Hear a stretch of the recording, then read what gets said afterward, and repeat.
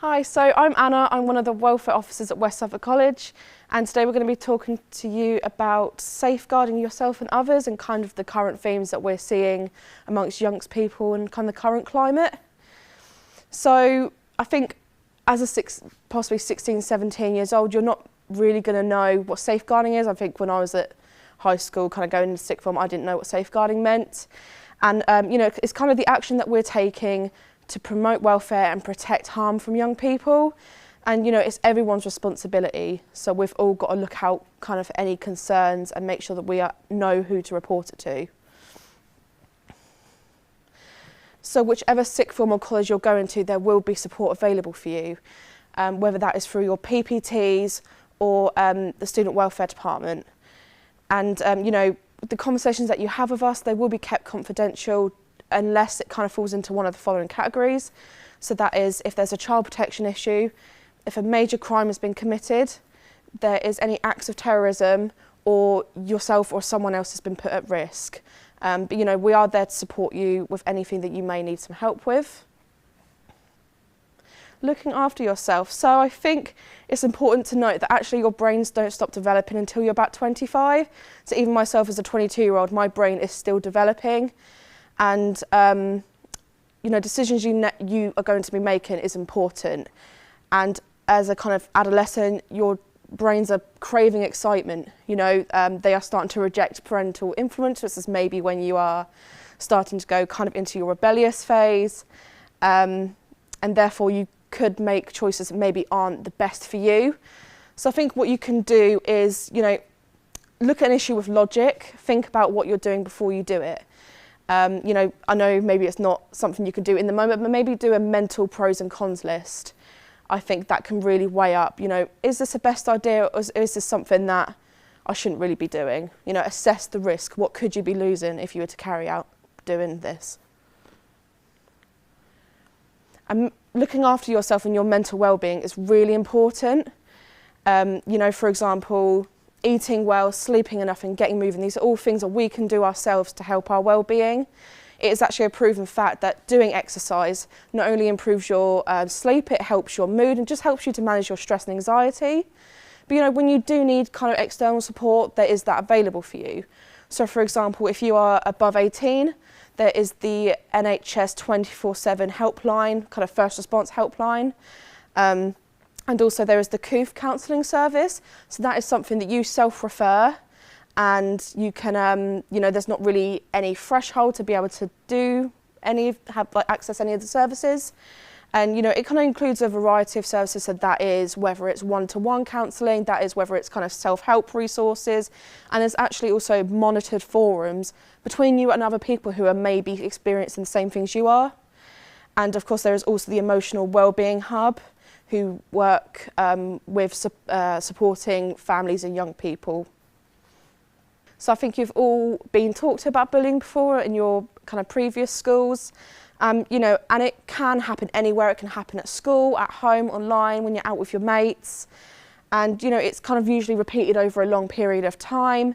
And, it can really hurt someone physically and emotionally, and can have short-term and long-term devastating effects. And, it can include anything like hitting, name-calling, spreading rumours, verbal and physical. And I think, especially in the current climate, cyberbullying is becoming increasingly more, an issue that we are seeing at the colleges and sixth form colleges. It follows people wherever they go, because people are sending messages via social media platforms, gaming platforms, and any other kind of messaging services. And kind of leads to harassment, which is any sort of unwanted behaviour. That can include spoken or written words of abuse, that can include offensive emails, tweets or comments, images and graffiti, facial expressions, physical gestures, and any kind of, what someone might think is a joke, but actually can be incredibly harmful. And this can happen on its own or alongside other forms of discrimination. And under the Equality Act 2010, harassment is the unlawful discrimination because it's connected to one of these things. So age, disability, transgender identity, race, religion or belief, sex or sexual orientation. The Equality Act calls these protected characteristics.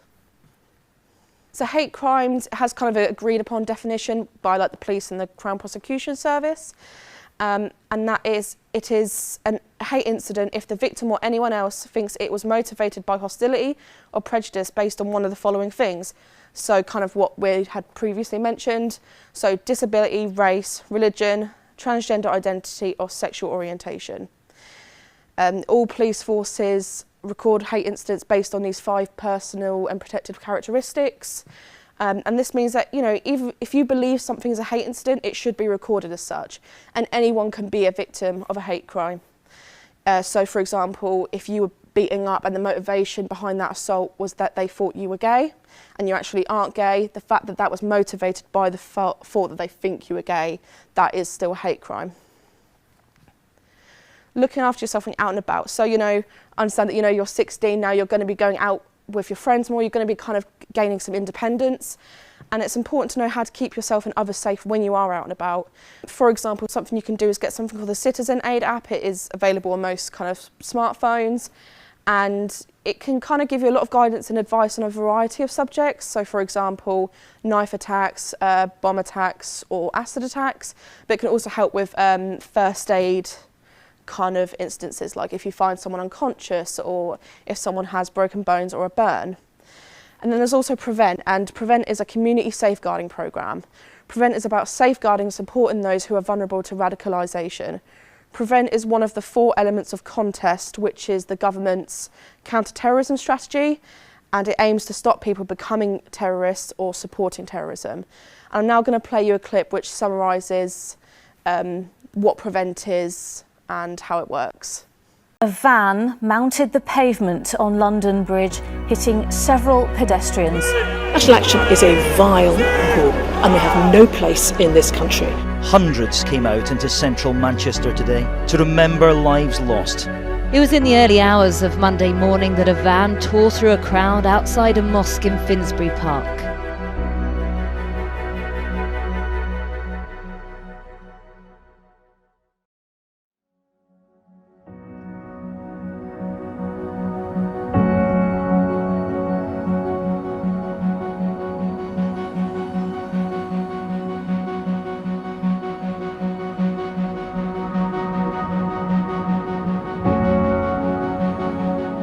It was such a shock, obviously, when it happened, because even now when people talk about Rashid, whether friends or associates, they always say that he was the last person they would have ever thought would have ever gone down that kind of path. Because he was such a bubbly young lad, full of energy, not a care in the world, he just was very happy. I think that also made him a bit maybe vulnerable.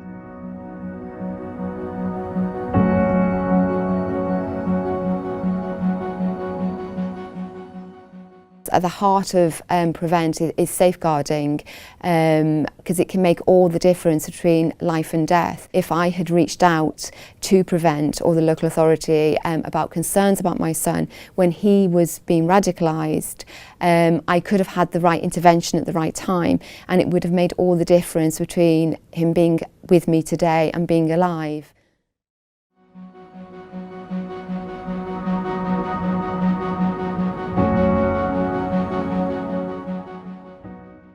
Prevent is really an umbrella term for a multiplicity of different types of interventions that are going on. Some are ideologically informed, where they sit down with an individual at risk and walk through the ideology and try to get them to disrupt that pattern of thinking. Others are more focused upon working with the parents of people that are in communities where there might be a radicalisation problem, to try and sort of help impact upon what their kids are looking at online. And the idea with Prevent is to try and impact upon these stressors and risk factors, with the idea that the risk of radicalisation will dampen if these things are treated.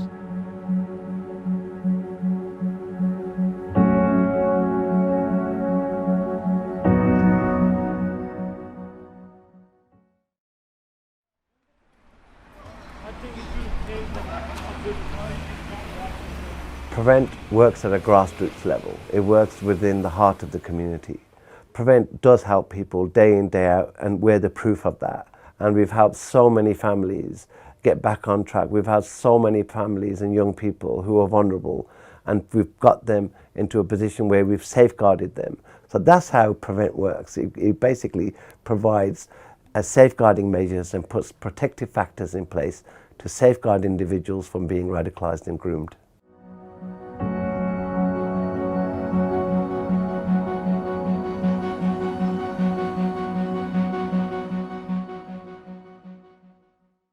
When people say to, why are you working with Prevent?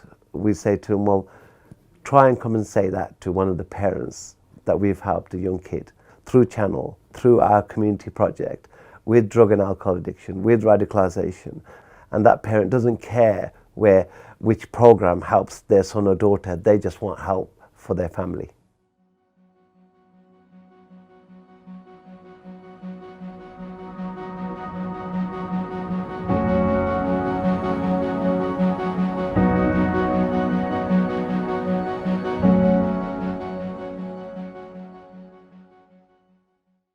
I go to the school, and they also involve Prevent team who help them to get them better. So they also call some imam, they give some activities to my son, and they took them to the visit some place, and they are very happy to do those activities, and they got a big change.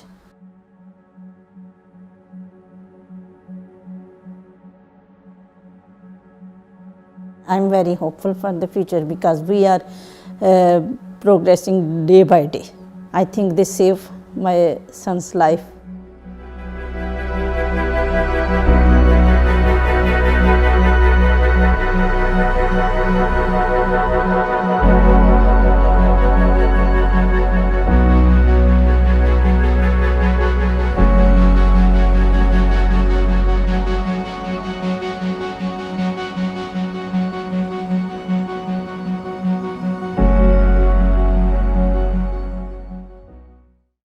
Run, hide, tell is a slogan that the government are using to help those in the instance of an attack.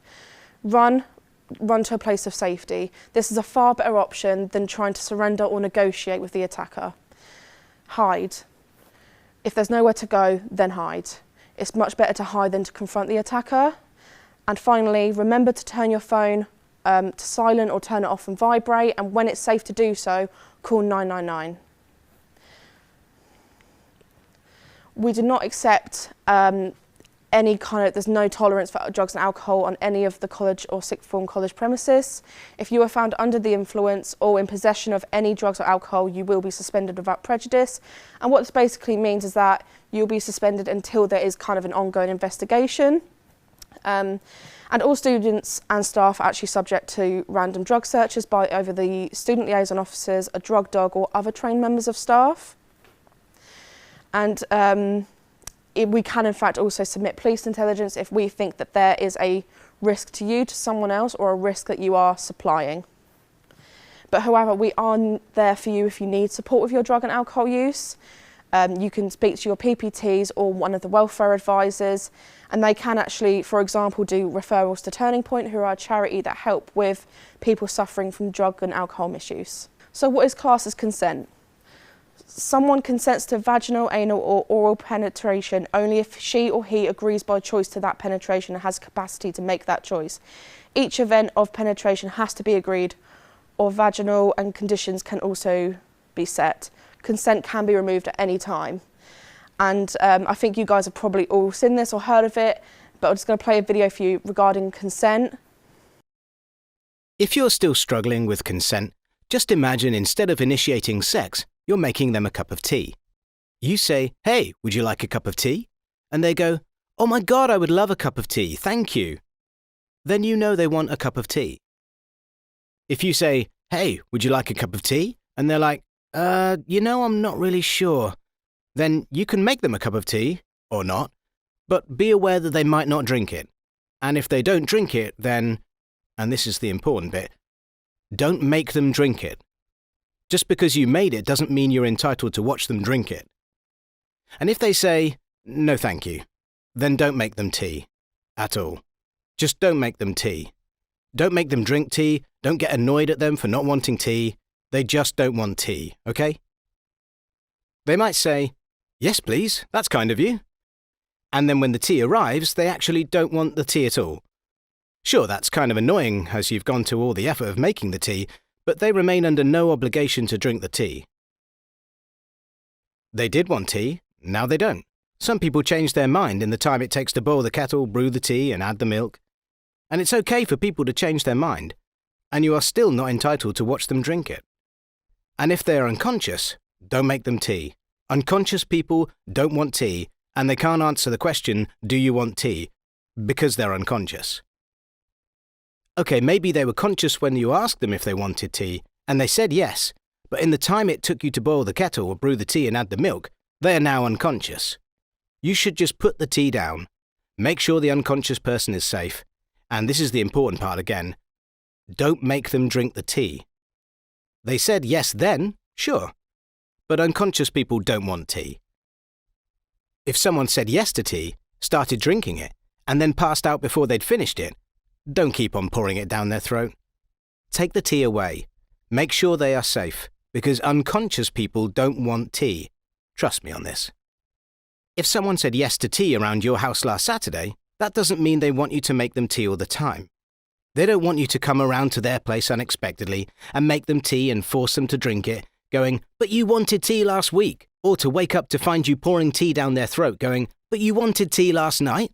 If you can understand how completely ludicrous it is to force people to have tea when they don't want tea, and you are able to understand when people don't want tea, then how hard is it to understand when it comes to sex? Whether it's tea or sex, consent is everything. And on that note, I'm going to make myself a cup of tea. Sexual harassment is the unwanted conduct of a sexual nature, so this can occur online and offline. Sexual harassment not only violates dignity and intimidates or humiliates its victims, but it can create a hostile, offensive and sexualised environment. And it can include sexualised comments, sexual jokes and any kind of physical behaviour as well.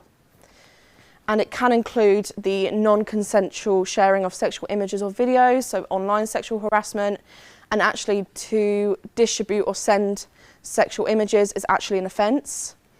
And you know, this can happen in a standalone occasion or kind of consistently happening. And these behaviours need to be reported to student services because they can be developmentally harmful for the young people. And then there is also the risk of gang violence, county lines and child sexual exploitation. County lines is when gangs and organised crime networks groom and exploit children to sell drugs. And this means that young people are getting exposed to all sorts of violence, drug and alcohol misuse, child sexual exploitation and other types of abuse. And it can also mean that the children and the families around them kind of end up in this vicious cycle of isolation, debt and fear. And it can often lead to negative and often devastating impacts on their lives. Child sexual exploitation is a sexual type of abuse. It's when a child or young person is exploited and they are given things like gifts, drugs or money, status and affection in exchange for performing sexual activities. Children and young people are often tricked into believing that they're in a loving and consensual relationship when in fact they are being groomed. They may trust their abuser and not understand that what they're feeling is abuse, but in fact it is very devastating form of abuse. And I think, you know, you all would have heard something about e-safety. Again, it's becoming increasingly more prevalent that we are seeing incidents of problems regarding e-safety. And, you know, it's important to think that anything you say can be traced back to you. And I think in pop culture, cancel culture is you know, increasingly seen over social media. So for example, celebrities are being cancelled for something that they have said years ago, and even if it's a deleted tweet, for example, it's still being brought up and they can in fact get in trouble for that. So that's in terms of their employment or in trouble with the police. And so anything you say can be traced back to you. And, you know, again, kind of going back to sexting, sending sexual images or distributing them is in fact a crime. And kind of a good way of thinking about it is, if you wouldn't say it to your granny, you shouldn't say it on social media, all right? And finally, I know that a lot of what I said is very, very heavy, and it, you know, might be difficult to take in, but just remember that there are support services available for you when you come up to us. And we want you to know that you can speak to us about any concerns that you have. You can speak to any staff member at the college, but of course you can also go straight to your PPTs or the Student Welfare Department. Thank you.